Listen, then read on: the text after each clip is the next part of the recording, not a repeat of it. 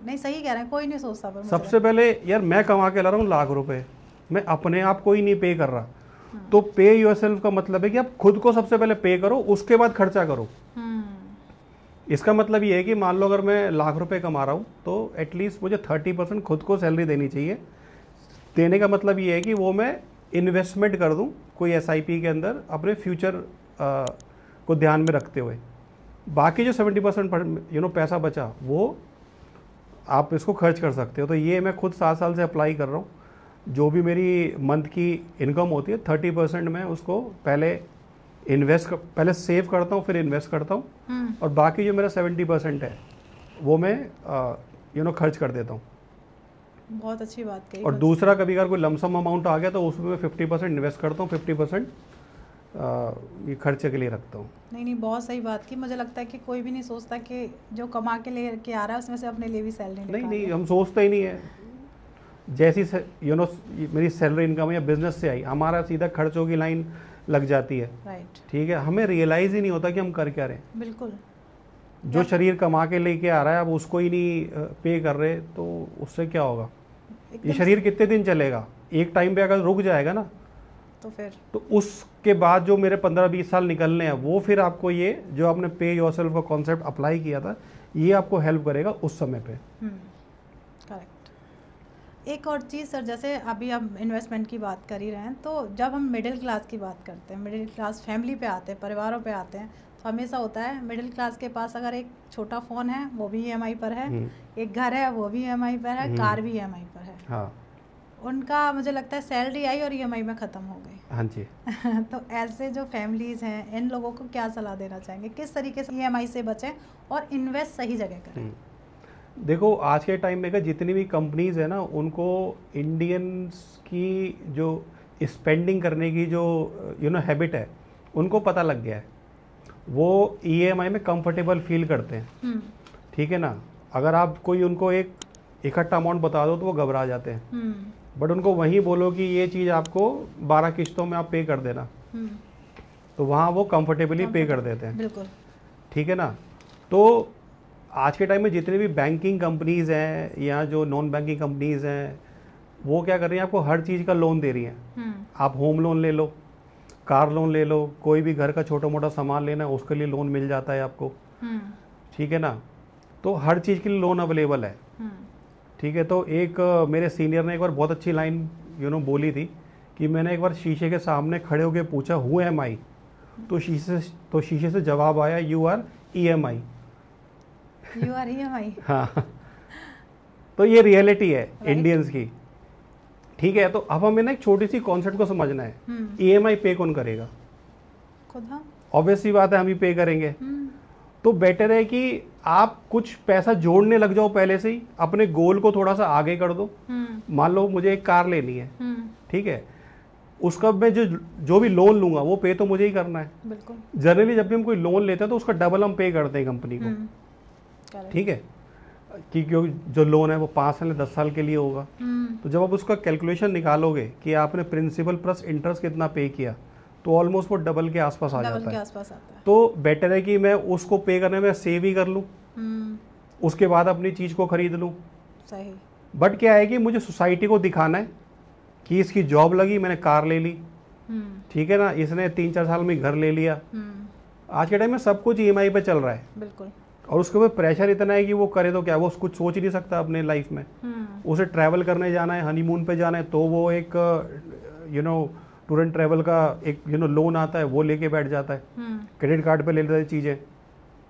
तो देखो हमें सिंपल एक चीज़ को समझना है कि जो लोन है वो हमें ही चुकाना है। बिल्कुल। ठीक है, तो बेटर है कि मैं EMI ना लेके पहले मैं उसको सेव कर लूँ। जैसे हम बचपन में क्या करते थे, पैसा गुल्लक में डाला साल भर और बाद में वो चीज़ खरीद ली। तो वैसे ही आज हमें क्या करना है, हमें SIP करनी है। आज आप SIP से कोई भी गोल अचीव कर सकते हो, मगर यही है कि आज जैसे मेरे कई सारे क्लाइंट्स हैं, जब मैं उनको समझाता हूँ कि आप महीने का पैसा सेव करना स्टार्ट करो, वो घबरा जाते हैं, हाथ पैर फूल जाते हैं, यार कैसे, अभी नहीं, अभी मेरे खर्चे बहुत हैं। तो अब ये तो आप ही को डिसाइड करना है कि आप क्या चाहते हो। तो लोग इन्वेस्टमेंट सेविंग्स करना ही नहीं चाहते। बिल्कुल। वो खर्चों में ही बहुत कंफर्टेबल है। करेक्ट। एक चीज़ और अनुराग सर, जैसे अभी हम इन्वेस्टमेंट की बात कर रहे हैं, तो आजकल मार्केट में ना बहुत ज़्यादा फ्रॉड है, आपने भी सुना होगा, मैं भी इस चीज़ को सुनती हूँ। तो कहीं ना कहीं लोग उस चीज़ से भी बचने के लिए कहीं इन्वेस्ट करने में डरते हैं। इस तरीके की भी घटनाएं आपके भी सामने आई होंगी कि लोग कहते हैं कि यार फंस जाऊंगा। हाँ जी। तो ऐसे कैसे बचें फ्रॉड से? फ्रॉड से कैसे बचें? देखो, फ्रॉड से तो बचने का जो सलूशन है वो हमारे हाथ में ही है। कैसे? ठीक है, वो ये है कि बिकॉज सामने वाला क्या है, आपको लालच देता है, ठीक है, और हम उस ट्रैप में फंस जाते हैं। ठीक है ना, कोई भी आपको ऐसा लालच दे रहा है जहां आपका पैसा मल्टीप्लाई होने वाला है, तो वो फ्रॉड ही है। ठीक है, तो इसमें तो हमें ही अपने ऊपर कंट्रोल रखना पड़ेगा कि हमें कोई ऐसी बातें कर रहा है तो हम उसके या तो किसी से कंसल्ट करें। एक्चुअली इंडिया में सबसे बड़ी प्रॉब्लम क्या है कि लोग किसी से कंसल्ट या एडवाइस लेना ही नहीं चाहते, ईगो प्रॉब्लम, पैसे के मामले में। ठीक है ना, क्योंकि यूट्यूब से, सोशल मीडिया इतना ज्ञान है कि उसे लगता है कि यार मेरे को किसी को कंसल्ट की जरूरत ही नहीं है, मेरे पास ही बहुत कुछ नॉलेज है। तो उसके पास इंफॉर्मेशन है और नॉलेज नहीं है, दोनों में बहुत बड़ा फर्क होता है, बहुत ज़्यादा। हाँ जी। तो एक चीज़ और, जैसे आजकल का जो यूथ है, आपका क्रिप्टो फॉरेक्स ट्रेडिंग और बैटिंग वाली जो ऐप आ गई है उसमें फंसा हुआ है। हाँ जी। तो आप तो ये लोग अपने आप को कैसे सुरक्षित करें, या कोई एक एडवाइज़र के पास जाते, किस तरीके की सलाह, ऐसे लोगों को आप क्या एडवाइस करेंगे? देखिए, मैं आपके देखो आज के टाइम में क्या है कि ना, कोविड के बाद से ये बहुत सारी चीज़ें आ गई हैं, बैटिंग ऐप्स आ गई, फॉरेक्स ट्रेडिंग ऐप आ गई। तो ये सच में सुरक्षित हैं, जो ये क्रिप्टो है या फॉरेक्स ट्रेडिंग हो गया और बैटिंग है जो ऐप है, क्या सच में सुरक्षित हैं जहाँ पे लोगों को अपना इन्वेस्ट करना चाहिए? ये 0% सेफ है, मतलब सुरक्षित नहीं है। ठीक है, ये 100% इसमें रिस्क है। ठीक है, अब मान लेते हैं हमारा पॉडकास्ट हमारे व्यूअर्स सुन रहे हैं, तो ऐसे लोग जो आजकल आपके फॉरेक्स इसमें ट्रेडिंग में इन्वेस्ट कर रहे हैं या बैटिंग ऐप में इन्वेस्ट कर रहे हैं, क्रिप्टो में कर रहे हैं, तो ऐसे लोगों को आप क्या सलाह देना चाहेंगे? देखो, एक्चुअली मैं आपको बताता हूँ कि ये जो ऐप्स है ना, इन्होंने ना जो हमारी यूथ की कमी है वो पकड़ ली है कि उसको ओवरनाइट रिच बनना है। बिल्कुल। ठीक है ना, पेशेंस है नहीं। ठीक है, उसको सपने दिखाए जाते हैं, तू 50 रुपये लगा, 100 रुपये लगा और तेरे को यहाँ से करोड़ रुपए जीतने का चांसेस है। ठीक है ना, तो उसको लगता है कि यार 50-100 रुपये तो जाएंगे, बट आप कैलकुलेशन कर लो, अगर यही 50-100 रुपये हमारे 5 करोड़ जनता भी लगाती है तो कितना करोड़ों में पैसा हम उन ऐप्स को दे रहे हैं, बहुत ज़्यादा। तो एक्चुअल में रिच तो जो ये ऐप चला रहे हैं वो बन रहे हैं, सेलिब्रिटी से इंडोर्समेंट करा रहे हैं, खुद तो वो क्रिकेट खेल रहे हैं बट आपको बोल रहे हैं कि तुम ऐप पे खेलो। तो मतलब हमारे यूथ को ना यही नहीं पता कि सही क्या है गलत क्या है। बेसिकली ये रिस्पॉन्सिबिलिटी सेलिब्रिटीज़ की है कि वो ओनरशिप लें, कि वो यूथ को मिसगाइड ना करें। उनको पता ही नहीं, उनको बस पीछे से फंड मिल रहे हैं और वो कुछ भी आके प्रमोट करने में लगे हुए हैं। बिल्कुल। ठीक है ना, तो थोड़ा सा मैं आपको क्रिप्टो करेंसी के बारे में भी गाइड करना चाहूँगा, बिकॉज ये इस समय ऐसा कह लो कि वायरस बन चुका है जो लोगों की नसों में घुसता जा रहा है और लोगों को सही गलत की इसके बारे में बिल्कुल भी नॉलेज नहीं है। बिल्कुल। ठीक है, तो मैं आपको एक एग्जांपल के थ्रू समझाता हूँ कि करेंसी होती क्या है। ठीक है, सपोज करो मेरे पास 100 रुपये का नोट है। ठीक है, अगर वो मैंने आपको दिया तो उसकी वैल्यू कितनी होगी? उस टाइम तक तो 100 रुपये होगी, 100 रुपये रहेगी। वो आप किसी और को दे दोगी तो कितनी रहेगी? वही 100। ठीक है, तो करेंसी का नेचर होता है कि जब हम एक दूसरे को दे रहे हैं तो उसका वैल्यू सेम रहनी चाहिए। बट क्रिप्टो करेंसी में क्या लालच दिया जाता है कि आज ये 100 रुपये हैं, ये मैंने किसी और को दिए 500 रुपये हो गए, किसी और को दिए 250 रुपये हो गए। ठीक है, तो बेसिकली क्या है कि ये फ्लक्चुएट हो रही है, तो ये करेंसी कहाँ से हो गई? ठीक है, पहली बात कि करेंसी हमेशा स्टेबल होनी चाहिए, वरना तो पूरा सिस्टम ही कोलैप्स कर जाएगा हर कंट्री का। अगर करेंसी फ्लक्चुएट इतनी करनी लग जाए तो सिस्टम ही कोलैप्स कर जाएगा। ठीक है, दूसरा रीजन ये है कि ये आरबीआई अप्रूव्ड नहीं है। ठीक है, कहाँ से? आज मैंने डिग्री करी है, मैं कहीं से पढ़ा हूँ सीबीएसई से। ठीक है, मैंने तो वो कहीं से कोई इसको अप्रूव कर रहा है ना, तभी वो डिग्री की वैल्यू है। वैसे ही करेंसी की वैल्यू है, क्योंकि कोई इसको अप्रूव कर रहा है, हमारा गवर्नर अप्रूव कर रहा है कि 100 रुपये की मैं आपको मान्यता देता हूँ। ठीक है, बट करेंसी में कौन दे रहा है? कोई मान्यता ही नहीं है। आरबीआई बार बार अपने ऐड चला रही है, उनकी वेबसाइट पे भी मेंशन है कि ये सब चीजें इलीगल है। और लोग क्या कह रहे हैं, वो उस सिस्टम को मानना नहीं चाहते। वो कहते हैं ठीक है आरबीआई भाड़ में जाए, हमें क्या मतलब। बिल्कुल। तो ये सारी प्रॉब्लम है इस क्रिप्टो करेंसी के अंदर, कि एक्चुअल में जो वैल्यू है वो सेम रहनी चाहिए जब हम एक दूसरे को ट्रांसफर करते हैं तो ठीक है। वरना तो फ्यूचर में क्या होगा कि हर कोई घर पे क्रिप्टो करेंसी बनाने लग जाएगा। बिल्कुल। घर घर में फिर ये सिस्टम कैसे चलेगा? एकदम सही बात। एक चीज़ और सर, जैसे अभी हम इन्वेस्टमेंट की बात कर रहे हैं और फाइनेंस को लेके कहीं ना कहीं फाइनेंस जब आता है पैसों की बात आ ही रही है, तो जैसे मुझे लगता है अगर महिलाओं की बात करें तो उन्हें तो पता ही नहीं है कि इन्वेस्टमेंट हमें कहाँ करना चाहिए। उनके लिए इन्वेस्टमेंट दो ही चीज़ है, या तो गोल्ड है, थोड़ा पैसा इकट्ठा किया गोल्ड में इन्वेस्ट कर दिया, दूसरा उनके पास थोड़े अच्छे पैसे वाले हैं, अच्छा पैसा इकट्ठा कर लिया तो अपने लिए कोई अर्थ या जमीन वगैरह उन्होंने खरीद लिया। ठीक है। उन्हें पता ही नहीं है कि एसआईपी क्या है। हाँ। हमें अपने फ्यूचर के बारे में उन्हें सोचना ही नहीं है। ऐसे लोगों के लिए आप क्या कहना चाहेंगे? मैं सिर्फ आज महिलाओं के लिए बात करना चाहूँगी, क्योंकि मैं खुद एक महिला हूँ, मुझे भी नहीं पता कि मैं कहाँ सही इन्वेस्ट करूँ जिससे मैं अपने बुढ़ापे में अपने आप को सही से सर्वाइव करूँ। ठीक है। बीइंग अ वुमेन, जैसे मैं आपको यही चीज़, बिकॉज मैं चाहता हूँ कि उनको फाइनेंशियल लिटरेसी आनी चाहिए। आज वुमेन मेन के साथ हर पैरामीटर पे compete कर रही है। बिल्कुल। बट अगर मैं जब इन्वेस्टमेंट की बात करता हूँ तो उनका 100% फेलियर है। और ये बात आपको बुरी लगती है तो बहुत अच्छी बात है, ठीक है।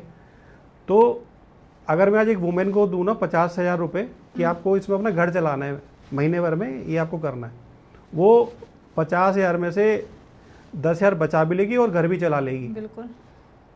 बट मैं ये बोलूँ 50 रुपये आपको इन्वेस्ट करने हैं, तो आई थिंक या तो कोई उनको बेवकूफ़ बना देगा, ठीक है, या फिर वो किसी गलत जगह इन्वेस्ट कर देंगे। बिल्कुल। क्योंकि उनको फाइनेंशियल लिटरेसी नहीं है। कहीं ना कहीं आज जो वुमेन है वो अपने हस्बैंड को ही मान लेती है खुदा की, बस ये देख रहे हैं, मुझे ज़रूरत नहीं है कुछ करने की। बट आज के टाइम में क्या होता है, अनसर्टेनिटी बढ़ती जा रही है, ठीक है, मेंस को कुछ भी हो सकता है। तो कहीं ना कहीं हमें उस स्टेज पे आके हम जगें जब आपके ऊपर प्रॉब्लम आ गई, तो बेटर है कि हम पहले ही जग जाएं। तो एक्चुअली प्रॉब्लम क्या है कि हम पहले जगना ही नहीं चाहते, हम चाहते हैं कि जब हम पे प्रॉब्लम आएगी तभी हम जगेंगे। तो वुमेन्स को मैं इस पॉडकास्ट के माध्यम से यही सजेस्ट करना चाहूँगा कि उनको इस बारे में इन्वेस्टमेंट में थोड़ा सा ज़्यादा फोकस करना चाहिए। बिकॉज एक मदर ही होती है जो हर चीज़ का डिसीजन मेकर उनके हाथ में होता है। बच्चों की एजुकेशन के लिए, ठीक है, अगर हमें कहीं घूमने जाना है तो उनकी प्रेफरेंस देखी जाती है कि हमें कहाँ पे जाना है, फ्यूचर में हमारा रिटायरमेंट कैसा होगा, हमें कैसा घर चाहिए, कैसा घर में हम रहना चाहते, तो वुमेन का इन्वॉल्वमेंट रहता है। बिल्कुल रहता है। ठीक है, मगर इन चीज़ों में वो हमेशा पीछे रहती है इन्वेस्टमेंट्स के अंदर। तो एक चीज़ और सर, जैसे आप एडवाइज़र हैं तो मैं सबसे पहले ये जानना चाहूँगी, हर एक वुमेन अब यही पूछेगी कि महिला का ये क्वेश्चन रहेगा कि हम कितने से इन्वेस्ट कर सकते हैं। हाँ जी। तो कितने, अगर कोई एक बहुत मिडिल क्लास फैमिली से और इन्वेस्ट करना चाहती है तो कितने अमाउंट से वो इन्वेस्ट कर सकती है अपने फ्यूचर के लिए? ठीक है, देखो अगर मैं अपनी बात करूं, एक थंब रूल होता है, तो मैं यहाँ पे थंब रूल की बात कर रहा हूँ। आप महीने की जो भी आपकी इनकम है उसका आपको 30% सेव करना है। ओके। अगर आप लाख रुपए कमा रहे हो 30,000, तो 30,000, 2 लाख कमा रहे हो तो 60,000, और 10 लाख कमा रहे हो तो 3 लाख रुपए। हमारी जो भी इनकम आ रही है उसका 30% सेव करना है।